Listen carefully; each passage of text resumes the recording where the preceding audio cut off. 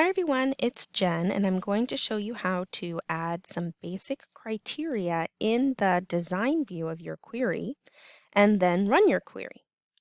Now, in order to understand why we're adding this criteria, we want to look closely at this query. Now, our boss has asked us to create a list of all of the residents that had a bill sent in April of 2018. So under the billing date, we're going to find the criteria row. So it's right underneath the checkbox, the show checkbox, and we want to insert the billing date.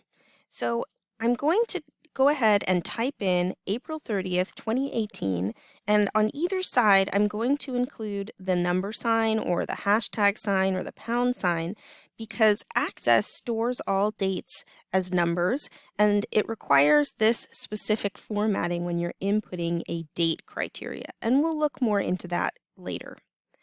So here I've added the exact billing date.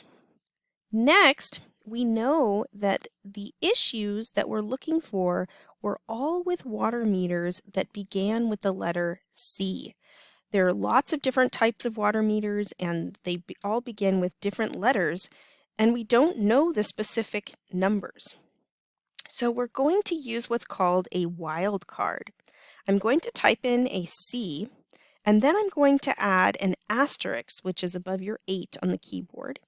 And that way I'm telling Access that I want all the water meters that begin with C, and then I don't know what comes after that, but whatever it is, those are the ones I want. You can use this wildcard feature to put an asterisk before or after or in between pieces of data so that you can narrow these down, but this allows you to put in not as specific data. Now I'm going to go ahead and do my favorite part where I go up here and I click my giant red exclamation point, run Forest, and I click that. And now I can see that all the water meters begin with C, which is great. And these are all the billings from April 30th. Now I want to go ahead and save my query because it's still called Query 1. So I need to go ahead and hit the Save button. So if you have not done that already, go ahead and click on Save. And it's going to prompt me to give the query a name. And I'd like to name it the specific name that would clarify what it is. So I'm going to name it April 2018 C meter bills and click OK. Now, just a reminder, before you upload this to anywhere, you want to make sure that you have saved the whole database and that you've closed all of your objects and that you've closed the database, because if you try to upload it while it's open, it will be an unreadable file.